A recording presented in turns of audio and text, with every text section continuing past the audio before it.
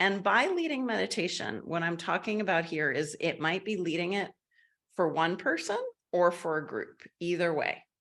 It's really valuable to lead one person in meditation. And it's something that, like, at Coaching Institute, I would like every coach that trains with us who's interested in doing that to get the skills to do that. Because for me, it's just kind of my top priority. So I want to be able to empower people in that way. Okay, so let's see here. I'm going to share my slides. And Mark, if you are here, please add to the chat the link to these slides, the PDF that I emailed you. Yes. Okay. Awesome. Okay, great. Okay. So this meditation was focusing on focus, concentration, kindness, and the sense channel, or you could say all the four immeasurables, which are loving kindness, compassion, equanimity, and sympathetic joy or double happiness. I have to say, I was a little more challenged on how to bring in the sympathetic joy because we were focusing so much on ourselves. But I tried to bring it in a little bit, did my best there. So the 5 sense channels that we worked with were thoughts, listening, body sensations, seeing, imagining, and natural following of focus. I very much intentionally put them in this order, starting with thoughts, because the most complaints or kind of inner criticisms I hear from meditation practitioners is my thoughts are making it so I can't meditate, or I'm so critical of myself when I'm meditating. I have such a monkey mind, like a busy thinking mind, that I can't do this. And so I really wanted to start with that. And my hope was to lower any anxiety about thinking, right? And to give that practice then of what to do when we notice we're caught in a thought river. How do we acknowledge that with kindness, be happy that we're meditating, and release it? So we'll talk about that process. I'm just going to take a look here at my notes on the bottom of this slide. Okay, so I'm glad I wrote this because I would have forgotten to say this. So I'm always happy when I take notes that I can share later. One of the things, and actually Mark was just pointing this out to me, one of the things that we are all doing, I think, especially when we're getting more in touch with our different senses, is we're learning to sense in multiple ways at once. So one of the kind of maybe more subtle level benefits of today's meditation is that someone might realize, oh, when I'm imagining through seeing, I'm also feeling the seeing.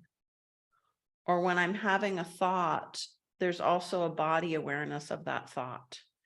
So I could have emphasized that more. That could be its own meditation, but it's important as a meditation guide to be aware of that people's sensory experiences are very connected. Some people actually have the gift of synesthesia, where, like, if they see the number 8, 8 has a feeling tone to it. 8 has a taste to it.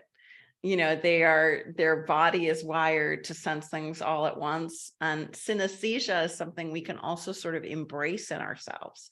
And this, if you're in energy coach training and we're working with intuition, this really builds intuition, that ability to translate and be with different senses at one time.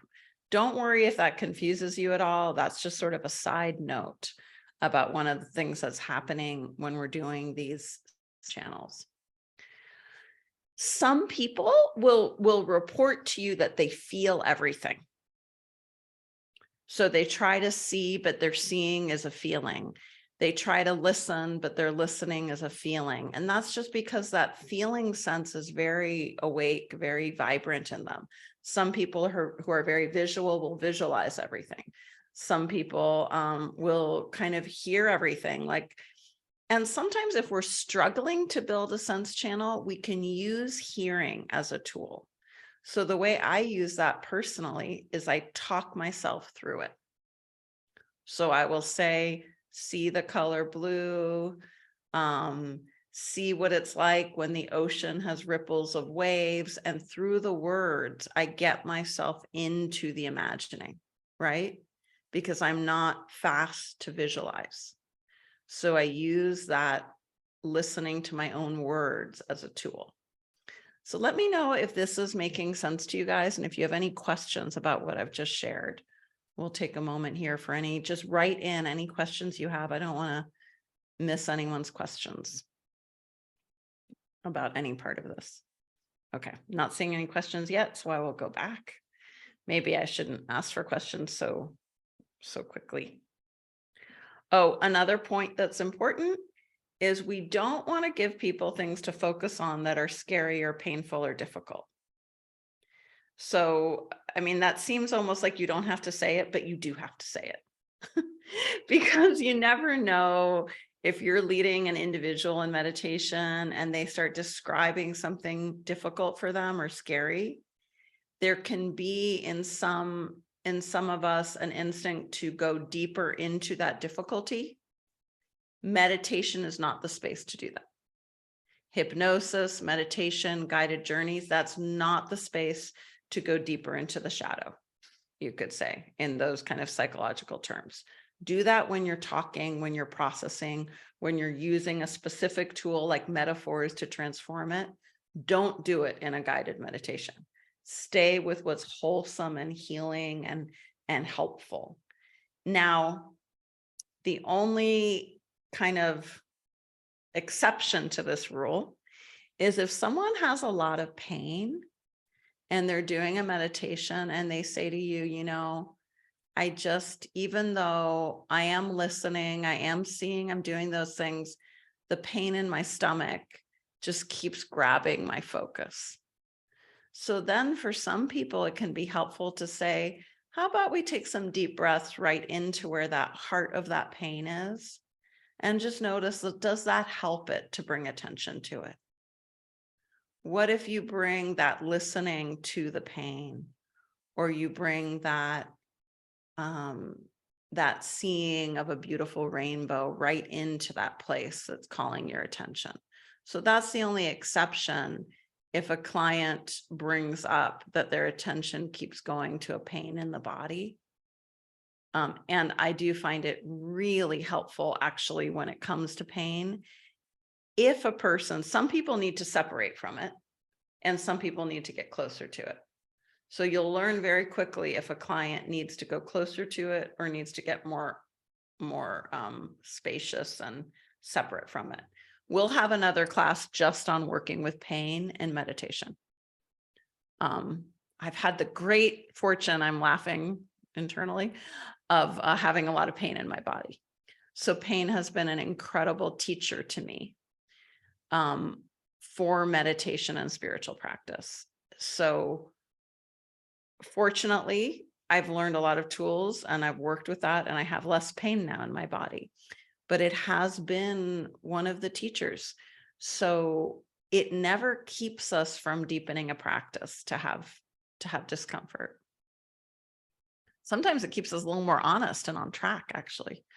You know, because I have to say the years where I just had bliss and love and joy, you know, they were fun, but a little less maybe growth happened because I was just sort of in that joy space.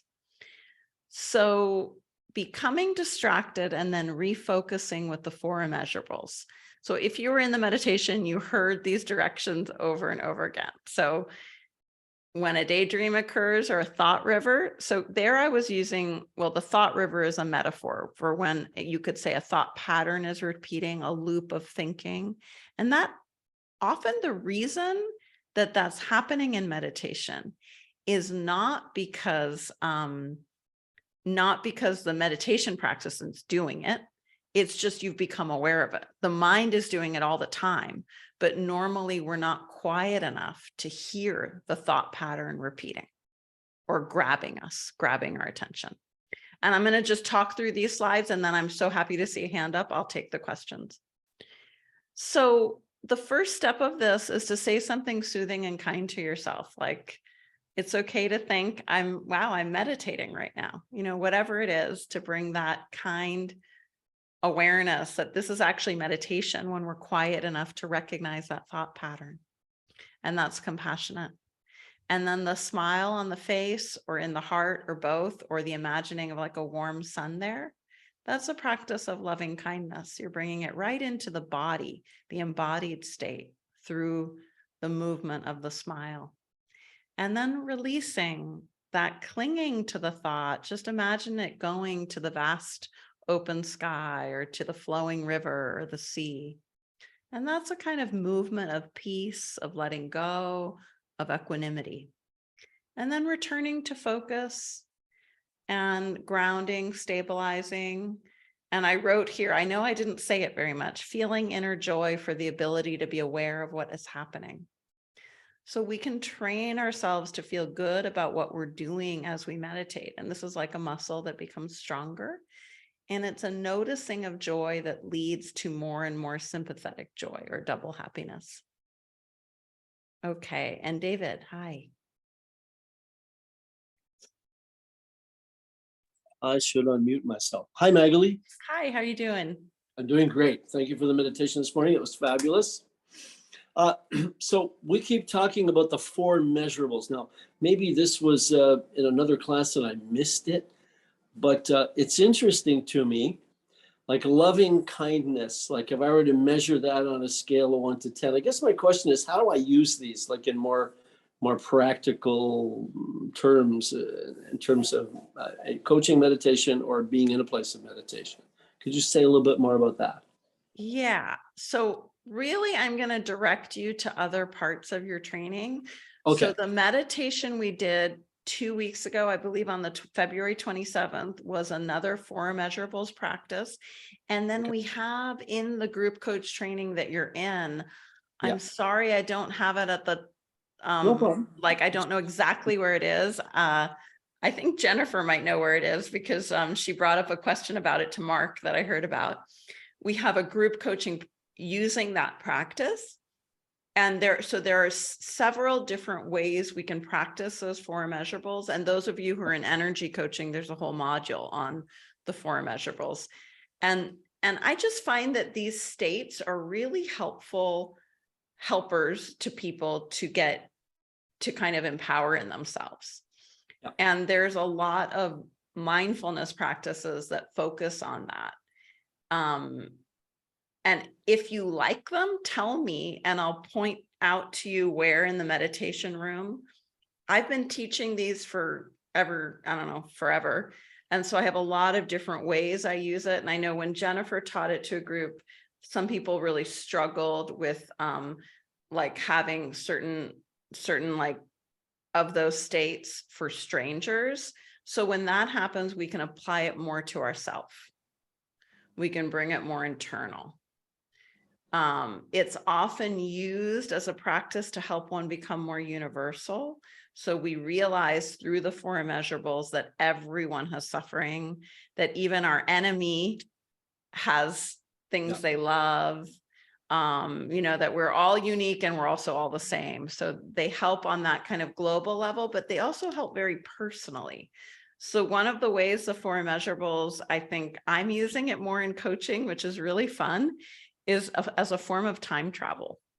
So we travel with the client and I travel back in time to like an event in their life a week ago, and they practice giving themselves compassion and support and kindness a week ago. And it's really fun. I'll give you guys some examples of that coming up in the coach training. Okay. All right. Thank you, David. And do write to me, okay? If you like that one, I want to give you all the resources for it. Okay. Thank you. Absolutely. Bye. And Calliope, hi. Good morning, everyone, and Good happy morning. Monday. So I went through. I was very concerned after what you shared with us that when we guide a meditation, it will be good not to take people through a painful process. So yesterday I guided a meditation, and it was very spontaneous that came up the need to go through a meditation about people that we have lost. And I had not prepared my people for that. So I did not go through the process that you usually teach us to go here. And I'm not sure if I hurt someone. Some people felt, some ladies told me, I felt like releasing, because the way I brought them was, I helped them come together, invite this energy of the person, that the soul that is not here in their physical existence, and then to smile and then say some words. But all that was not programmed. I didn't know. I was just going. And so you were trusting your intuitive guidance, and you were guided to do this kind of healing process. So, I mean, I think that's very specific and specialized. And so I don't know if that applies so well to what we're doing right here. I'd love to talk to you more personally, but I think that's different than what I'm talking about, because you're working with your guides and your own intuition or your connection to source to do the healing work that's needed with your group in that moment. So I really respect that. I'm just asking that and bringing it here in our group, because I heard that it's good not to take people through pain. So my question is, what we're doing if we have to in a group, how we deal with that, when that will come up, when you have people that they keep on talking about loss. Do you go through that? So that is my question. And yes. So I think I need to think about that a little bit more, and I'm going to take a note on working with loss in the group setting. Because to be honest, I don't do that. I do not work with loss in a group setting. I work with that with individuals, because I find that the grief experience is so individual. So I would want to make the meditation journey or the session really focus on the individual's experience. And if I were, which I sometimes am, working as an intuitive, receiving some messages, I want to be able to receive messages only about that one individual. But everyone's different in how they work. So, it could be that another meditation teacher like you are receiving kind of messages of what is needed for all. Okay, I said I was going to talk about this later, but one little thing I want to give you, it's just a little nugget that maybe a little breadcrumb that might help, is the idea of guides and angels. So whenever we're working with something painful, we can ask our group to connect to their resource of an angel or a guide or a metaphor that's helpful and supportive, and receive their own healing from that, their own guide or angel. And I find that's like a safety valve. If the person is connecting to their own non-ordinary reality helper, they're going to get the messages they need. Then Magali, Calliope, David are not responsible for the healing. The individual is getting what they need from their guide. And to me, that's also really important on a spiritual boundaries perspective, that we're not taking in as guides, as like ordinary reality guides teaching meditation, we're not taking in others' pain, because sometimes that can happen. So if we trust their higher self to connect with their resources, I find it really helpful. Okay, I'm gonna make a whole video or training about that, because it was important. Okay, Thank Jennifer, thank you. Jennifer, hi. Hi. Just a quick question here. Sure. So with this meditating, we don't have to get certified in this. We can just go ahead and just lead people in meditations, correct? Yes, but I Okay. do want people to have their own like kind of moral compass about that. Sure. And right, only right. share practices that they feel really safe and experienced in. I do have one. So in the meditation teacher training classroom, there is one condition to get certified, and that is that you do 30 days. I believe it's 30 days of practicing every day. Okay, I wasn't sure. I didn't know what, Yeah. I'm looking at all the group coaching and I'm like, oh my gosh. So there's much. I know. So much. And I I'm like, know. okay, how do I focus? Where do I Yeah. focus my time and energy? Right now I have tons of practice partners. And so I'm trying to like take advantage of that now because, once it gets nice outside, nobody's going to want to practice. And so, you know what I mean? So so I'm just trying to figure out where to focus my You'll have to practice at the park or the beach or Right. something. Yeah. Right. But I just wasn't sure what the requirements were for this specific one, because I seen a whole Gotcha. bunch of meditations, but I didn't know if it meant we had. Yeah, and there was actually, something Jennifer, didn't I have. haven't revisited that room recently to tell you exactly what the requirements are, but Okay. my memory is 30 days of practice. Oh, it's 60 days in the certification journal. 60 days. Okay. That's what it is. So I just practice for 60 days and journal every single day is basically. Yeah, and it can be a okay. 15-minute a day practice. Okay. Just see if you can meditate yourself 15 minutes a day for 60 days. Now, if you've got a burning desire to lead someone in meditation, do it anyways. That's okay. Okay. You're not going to hurt anyone. Sure. But it's a good rule of thumb to do at least 60 days of 15 minutes a day, because you'll become so much more skillful if you're Sure. practicing yourself. Okay. Okay. And then if I were to do something like on Facebook, is that okay if I, just for fun, a 3-minute meditation, is that okay? Or is that something I should wait till the 60 days are over and, you know what I mean? Or get better at it. I'm just trying to know how, how, I guess it works with your licensing. Well, okay. So one sort of,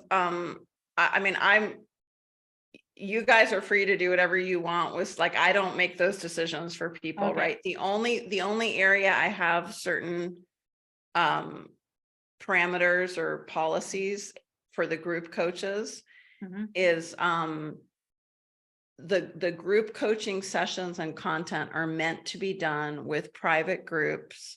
Okay. Where it's live on a Zoom. Now, if some of your members can't attend live, I've made a change of policy where you can send them the replay of the recording. Just those people who are paying you to be in group for, Okay. 7 days, they get the recording, but this content is not made.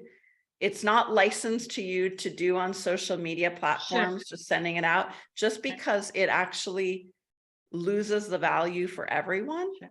Okay, that's why I asked, because I didn't know. Main thing. I'm always looking for ways to bring in more like individual. That's what I would rather do as an individual. So I thought, okay, if I did something on Facebook, 3 minutes, to get your Monday going, just a way to kind of promote. But if that's not allowed, that's something I'd want to know. So I'm not, infringing or doing something I shouldn't be doing. Right. Well, most of my meditations are not ever 3 minutes. So that would be a Jennifer meditation. So you should create whatever content you want to create and do your Jennifer 3 minutes with Jennifer. And we might all just get a lot of benefit from that. So when I do the social media sort of things and the 30-day meditation room I can never keep it to under 15 minutes. Sometimes, usually 20 minutes. But I get it. People like things like 3 minutes. I get it.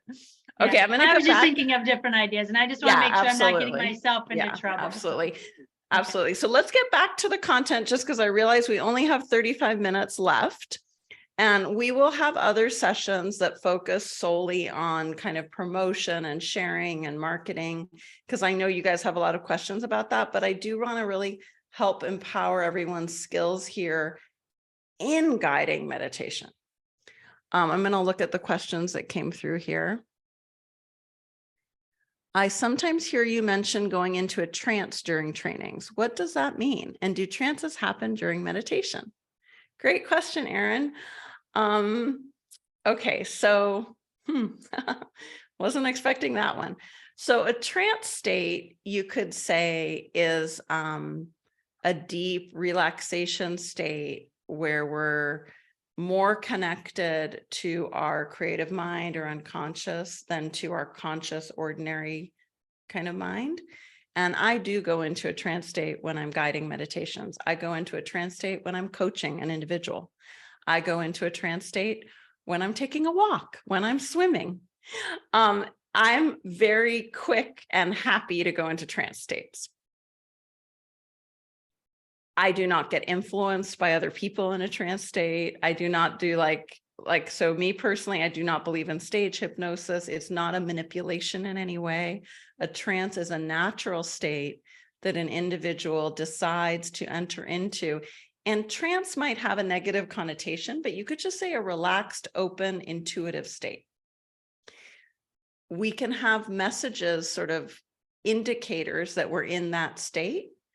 And so for me, it's a turning to the left usually, but lately it's been kind of going in all directions.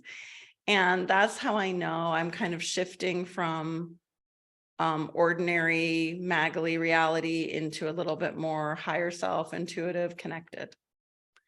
Very comfortable, very easy, very, very empowering. Nothing, it's not like, I don't know. I wish I could just dispel all the negative connotations to that word, but I can't. People have them. Okay, let's go to the next question. While on vacay, I was doing my own personal meditation each morning on the beach at a resort. And each day people just kept spontaneously joining me, and it turned into guiding vacationers through guided meditation. I love that, Deb. What a great share. That's awesome. And Vera wrote, question from when the floor opens about recording group sessions. I am concerned recording some groups may make them feel less free in the room. And I wonder what your thoughts are about that. Great question, Vera. So my thought about that is don't do it if you don't want to do it. Like, I only changed that policy because I had a lot of students say I have group members in my groups who can't attend every week. So I want to be able to send them a recording.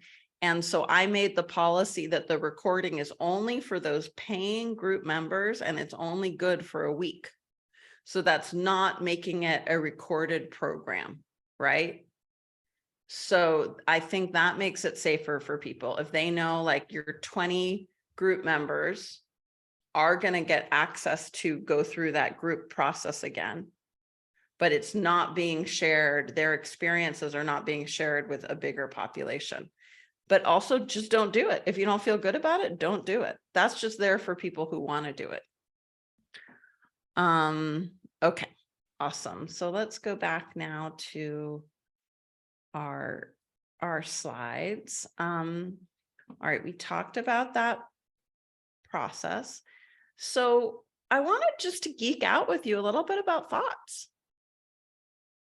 So please share in the chat right now.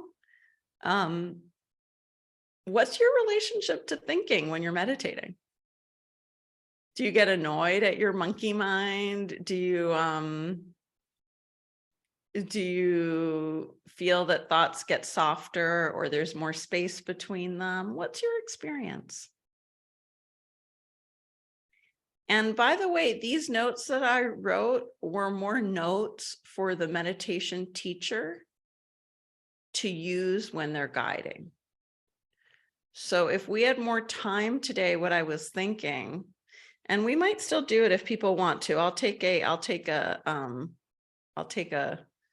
survey here of what people want to do, is I thought it would be cool in one of the meditation teacher trainings, maybe next time, to practice guiding each other for just 3 minutes on these different sense channels. What beautiful kiddos, Jennifer. Hi, guys. So these are kind of, these different bullet points are what you can use as a meditation teacher as your notes. Is the mind in a certain location? What is thinking right now? Does the thought have qualities or feelings or images? How does the thought arrive and how does it depart? What is my relationship to thoughts? Can I let this be softer, kinder, and less attached? So this would be, you know, like if I had a card in front of me, if I was guiding a meditation for the first time about noticing thoughts, I might have this written there and a few other notes, and then just close my eyes and speak the question and do the instructions as they show up. But it's nice to have some notes. So then listening, again, these are different ways we can relate to the listening sense channel. The sounds of silence within oneself, the distant sounds in the space, the close-up sounds in the space. We can lead a client or a group through focusing on music. So you could do a whole meditation where you have 5 songs chosen, and you let your class know that the meditation will be to focus on the music for that, whatever, 3 to 5 minute song, and let the song take them on a journey where all they have to do is be with the music. And then you take a pause, let there be any sharing, and then you go to the next song. That's a beautiful meditation class to lead.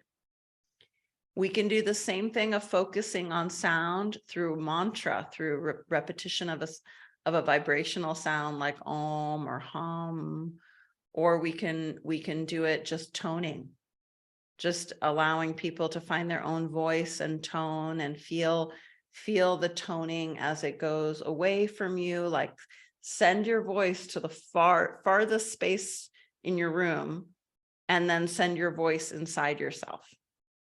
This is a way we can work with listening and sound in meditation. Sounds of breathing, listening to the sound of our breath.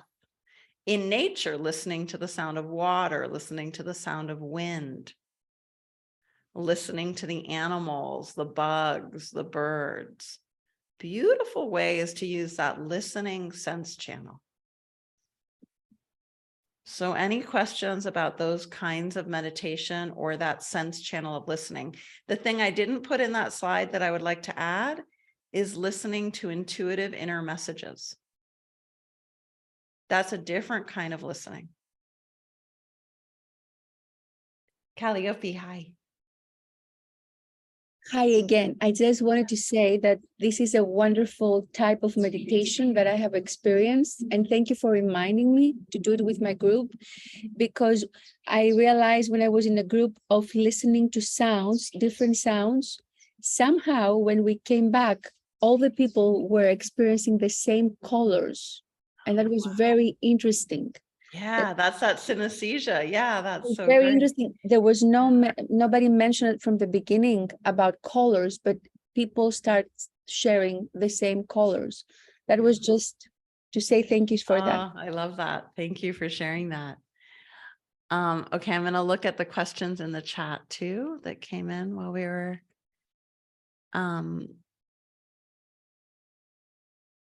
those were reflections on how thoughts came in. I love that. That it was freeing from Jennifer, from Elizabeth. I let it be like a movie screen and let the thoughts come and go like pictures on a screen.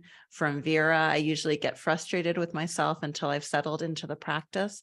And that's why this meditation was so great. It allowed me to handle myself with compassion. So important. Wow.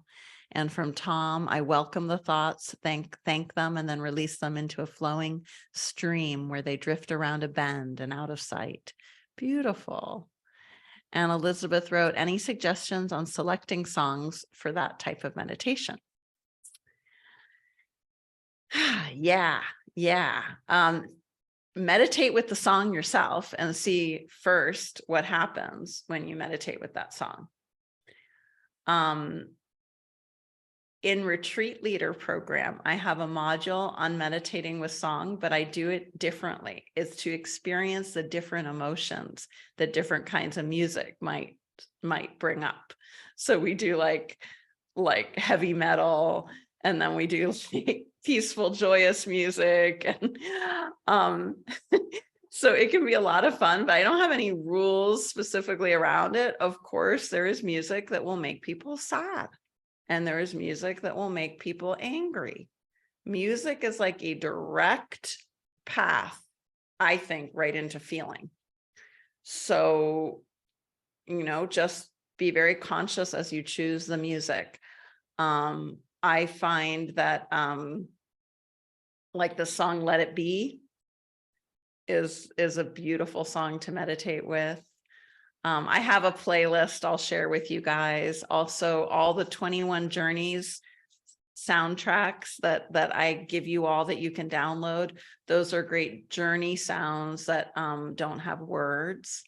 You can use classical music without words, harp music, drumming music. And there's all these places online where you can also find music that's not copyrighted, that you can purchase or download for free and use. Just know that if you were doing, there are certain like laws around if you're not doing a live group. In a live group, you can use anything. But if you were doing a group using music where it was recorded and you were to play that back on YouTube or Facebook or something, if it's a song, like a published song, I think it will take away the sound because it's copyrighted. And the point is not for everyone to like the music. The point is to go into a focused state where you're allowing the music to be felt in the body, to be felt in like the deeper level of the being. It's not just to like the music, because we might like music because it just sort of makes us bouncy or whatever, you know, and that's fine. But if we're using it to meditate with, it's to bring that concentration of following the music. And that's really different as a meditation tool. Okay.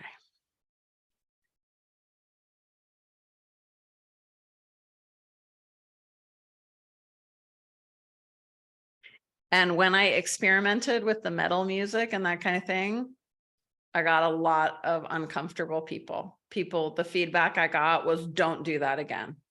That was jarring and upsetting and not good for me.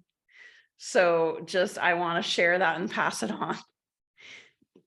I don't recommend using music that will disturb the nervous system, because people are coming to soothe their nervous system.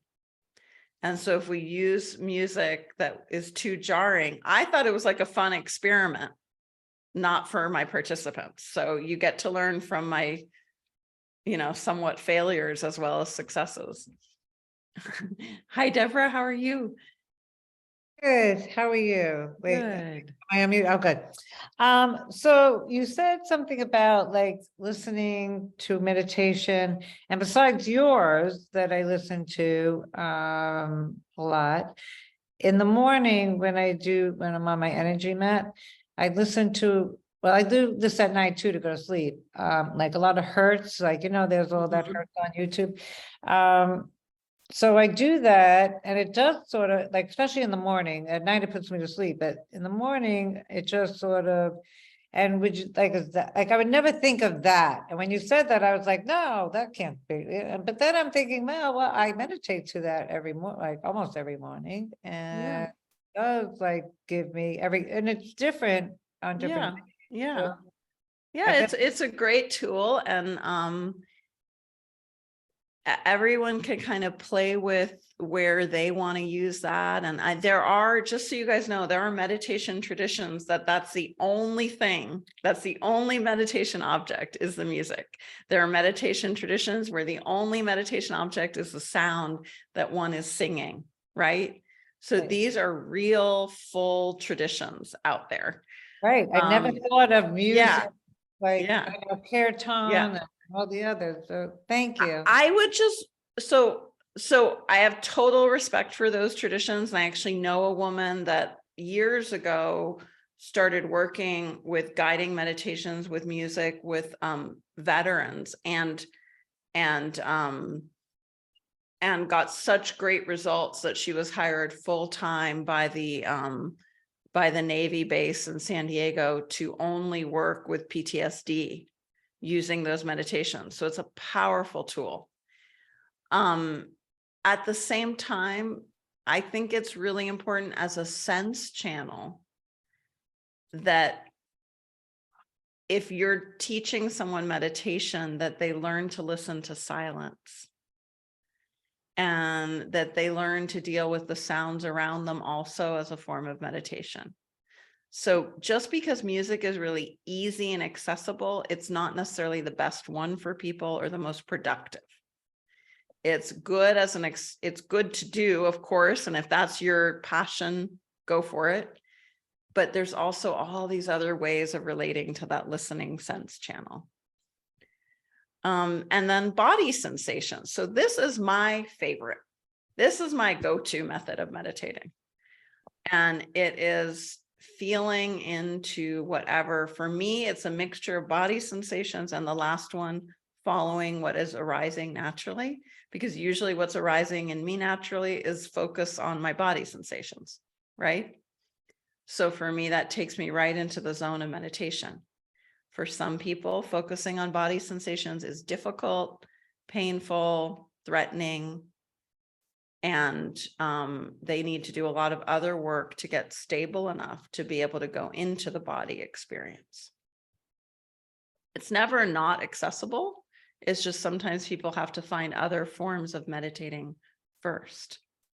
So today we did an interesting thing with the mudras as a way of sensing the body. Can also do tapping. We can also do feeling the heartbeat. When we do energy coaching and we work with energy, we are also feeling body sensations as we also feel energy sensations, right? So often the body sensation expands out into either an inner or you could say an outer energy movement. So as you trace the body, whatever the body is feeling, if you stay with it long enough, often that just naturally sort of becomes energy movement. That subtle experience of body sensation would be the energy moving. Meditations where you do like a body scan, when we do energy orbits, when we bring focus and like lighting up of a chakra, all of these are body sensation types of meditation. And then, oh, I thought we were almost done. We have two more. Seeing and imagining. So everybody who is a visual sensor, you know, they usually love it. I don't find people who are visual sensors not liking it. And a lot of people want, this is the one that gets the most envy. You know, I want to be like them. I want to visualize. I want to see things. I want to have a movie screen, but I don't see anything. It's just a fog. It's just blackness. I hear that a lot. So the two most common complaints I get from meditators is one, my mind is just racing nuts and I have a bad relationship with my mind and thoughts. And the second one is, I wish I could visualize. I wish I could do it. And what's always so interesting to me is that we can go on deep journeys and have very deep experiences where we're actually imagining without any seeing, because we can imagine through the other senses. And I find that this is really important to help people get, so they're not struggling to see. So that's kind of one of my personal goals always as a meditation teacher, is to get people to embrace that they don't have to visualize in order to imagine. So today in the meditation, we did this in different ways. First, just seeing what was there on the eyelids, looking in front with eyes open and meditating. And some people will use a candle flame or a focus point to look at with eyes open. And then we used imagining through using a color. And then we used imagining through filling the body with light. I believe that's what we did. Okay, any questions on this before we go to the last one?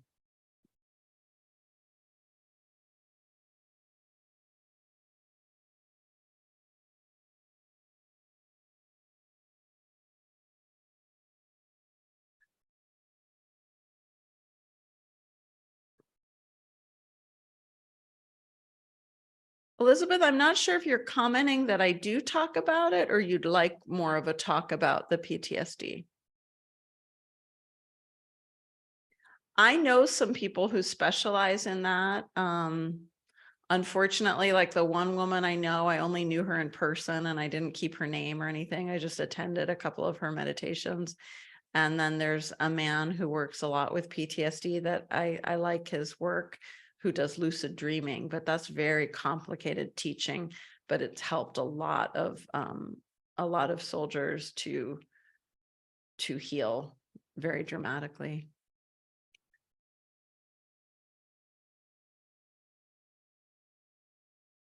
Oh, I don't have my, no, lower here, lower here. Hi, Deborah.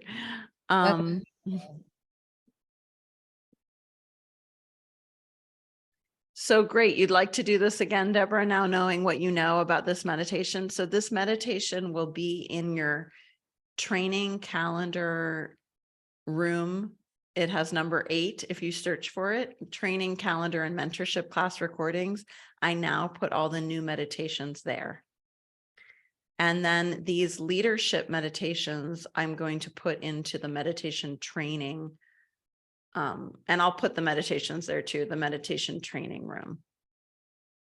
Okay. I'm going to just go back to the natural focus. Okay, my other favorite practice. So you could say maybe this is because I am wired this way or whatever, or it was the first thing that showed up for me as a meditation practice that clicked. There's a kind of open looseness to this kind of practice where you're just noticing whatever you're noticing. And you're allowing that to be the center point of focus for as long as it is the center point of focus. So let me give that a little more clarity. So let's say you're sitting there meditating, your eyes are closed. Feel free to close your eyes. And you just notice that your attention is going to a thought, or your attention is going to a sensation in the body, or your attention is going to a temperature, or it might be to something you're hearing. And you stay with where your attention is at. So if it's hearing the inner sounds, you just hear them.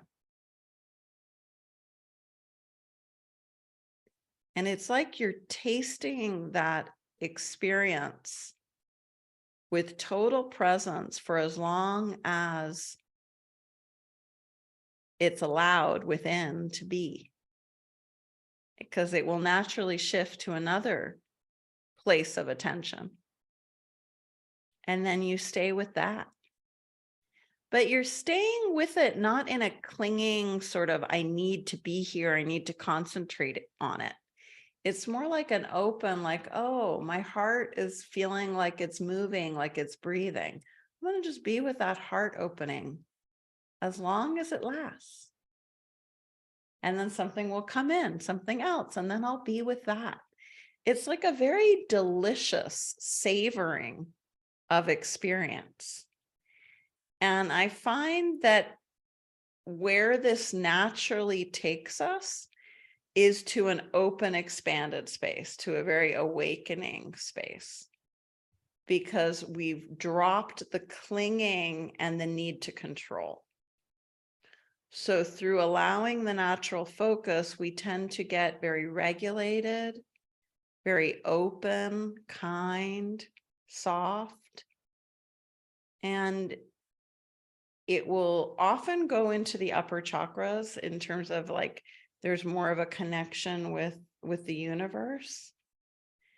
And I think what's really dropping away is that clinging to control or sameness or doing things right, because we're basically saying, I'm allowing everything to be just as it is, and I'm going to be with it. So we're also learning to join our experience. This can help relieve pain greatly, because when we practice this, there's a tension release.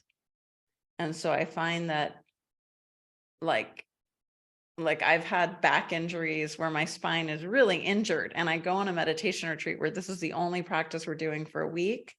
When I'm meditating, my spine is not hurting. And I think it's because there's no more tension, because I'm just accepting whatever it is. It's kind of interesting. Yeah, but it's a beautiful practice. It's a little more advanced. I find that it leads to, it can lead to more kind of awakening experiences, you could say, where the individual realizes that they're much more than the experience. They're much more than they thought they were, because all that kind of human tightness drops away. Okay, any thoughts or questions? We still have a minute, so I'd love any shares or questions. We covered a lot there. I think that was the last slide. Yep. Great. Sorry, I lost my Zoom for a second. There we go. Did a hand come up? No? Oh, show the slide again? Sure.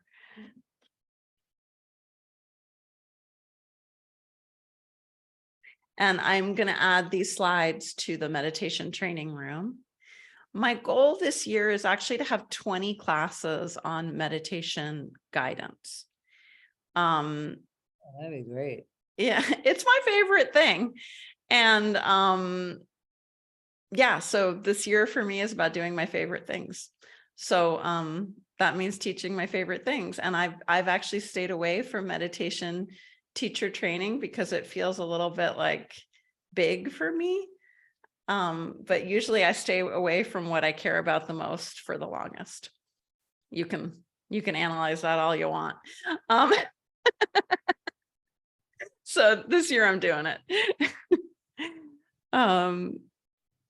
Okay, and the live groups, if we missed a live group, so good question. I was thinking about that this morning.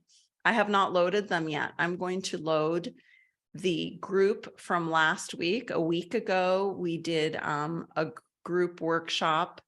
So this is for the students here who are in Group Coach Leader. We're a mix of different programs who get meditation teacher training. The Group Coach Leader trainings will have it in their self-evolution Group Coach Leader room. I'm going to make a tab there saying live 2023, and I'm going to put the live group workshops there. Okay. How do we help people find faith in their ability to meditate? So often people say, oh, I can't do that. It's not for me. And it's so this or that. Absolutely. Well, yeah.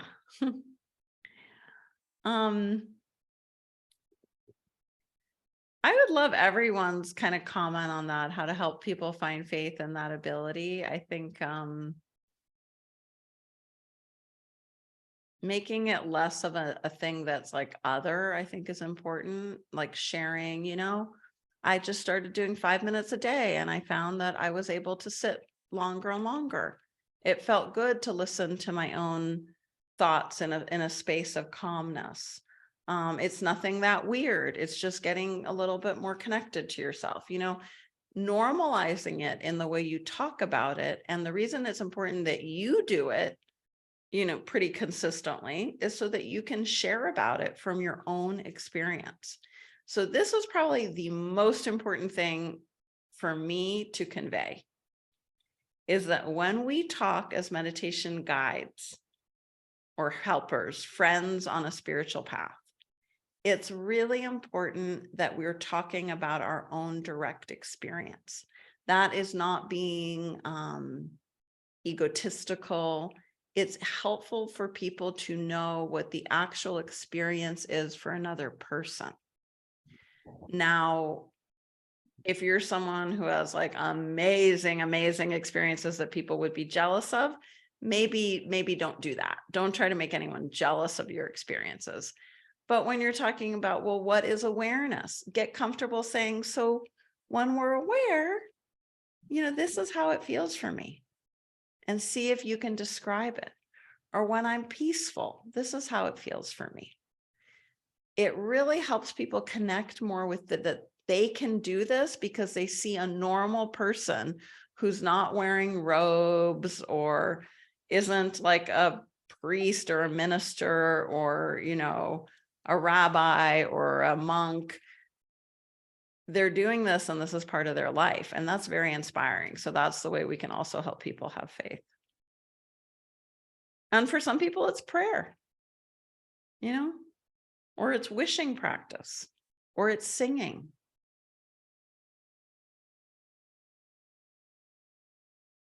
And meditation is to observe.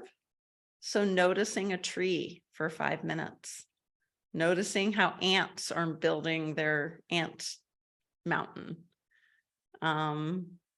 Whatever it is that you're noticing with attention is a form of meditation. I think one of the worst kind of enemies to meditation is the telephone, is the cell phone. Because it used to be when we waited in line at a store, it was a great opportunity to meditate. Or when we sat in a waiting room. Or as we did dishes. But now those moments seem to be filled with a podcast, and easy access to all the world's great music. I mean, it's wonderful, right? That we live in a world where entertainment and fascination and ideas are so readily available. But on the other side, it's a great enemy to stillness and being with the moment, being with the water, if you're doing the dishes, or the feeling of vacuuming, if you're vacuuming, or the feeling of just sitting and having a cup of coffee. You know, one of my favorite ways to meditate is my cup of coffee in the morning. I look out at the distance, I hear traffic because we don't live in a very quiet place. I hear road noise as I look out, but I'm still meditating. The dogs are zooming around me, whatever, but I can drink my coffee and that's a form of meditation. I leave my computer out of that space and I leave my phone out of that space. Okay. All right, there's some great shares here about how to help inspire people, letting them know there's so many different ways and they're probably doing it without realizing it. Walking meditations, that's great too. Relaxation angle versus calling it meditation, that's great too. Some people like the term energy exercises.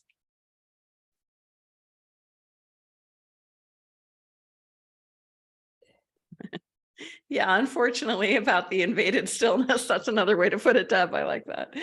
Yeah. And of course, you could have apps on your phone with tons of meditation. So they're just a click away.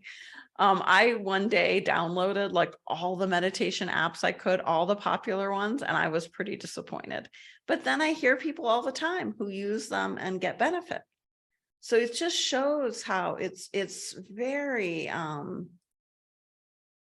it's a very wide open space. The other thing as a meditation guide, as you kind of empower yourself and step into that path, that I think it's important to note, that a teacher told me, and it took me a really long time to get. I said to her, why would I ever lead meditations? There's so many people out there with many more years experience, many more levels of awareness. Why would I ever do that?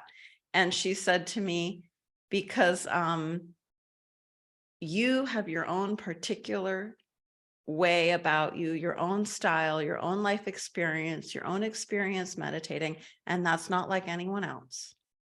And people who enjoy your form, your style, they're on a kind of energy frequency with you. And they might be on that energy frequency with a bunch of other people too, that's fine. But you never should invalidate your own way of doing it just because you like a lot of other people. Like I fall for a new spiritual teacher at least once a month. And I love listening to them. And sometimes I like spiritual teachers, but I don't like their guided meditation. And some people who guide meditations, I love their guided meditation, but I don't like their other teachings. So it doesn't always connect up exactly. But it's like there is this world of all these different styles and personalities and experiences. And I think when we enter into this path, we have to embrace there is a quality to this that we're not in control of. And the people that come to you and they kind of resonate with your frequency in your way, they really matter. And they are not necessarily going to resonate with some other, with some famous meditation teacher out there's way. They're going to resonate with you. And that's sometimes hard to get kind of next to or behind, but it's important. The other thing is please practice with one person at a time. Get a friend on the phone to practice with you for 5 to 10 minutes. Do it in a car. Do it in a coffee shop. When I started teaching breathing practices, I think I was 26 years old. And like I said in the meditation today, I literally got every neighbor in my very conservative Boston suburb community to learn to do deep breathing with me. I went from house to house in my neighborhood. These were people older than me, mostly older than me, all different religions, life experience. But I said, I'm learning how to teach people to breathe. Can I teach you to breathe? And I'd show up at their house and we would do breathing together for half an hour. And it was wonderful. And this was before, you could take all these courses online about breathing and everything. So it was a little more special in a way. And I think it's good just to kind of embrace what excites you and then geek out on that. So if the thing that excites you is doing a body scan, or the thing that excites you is meditating with music, just geek out with it and share it with a dozen people.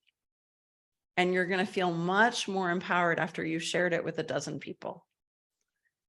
So that's my motivational Magali message of the day. I can get kind of motivational when I want to. Okay. Yes, and I love that comparison to art. All right, guys, let's go to our gallery view and just say goodbye to each other. This was a wonderful time with you. I loved being here. I look forward to next time. Bye, everybody. Bye. Be Bye, well, light to everybody. all. Thank you, Michael. Bye. Bye. Bye-bye. Bye, guys. See you soon.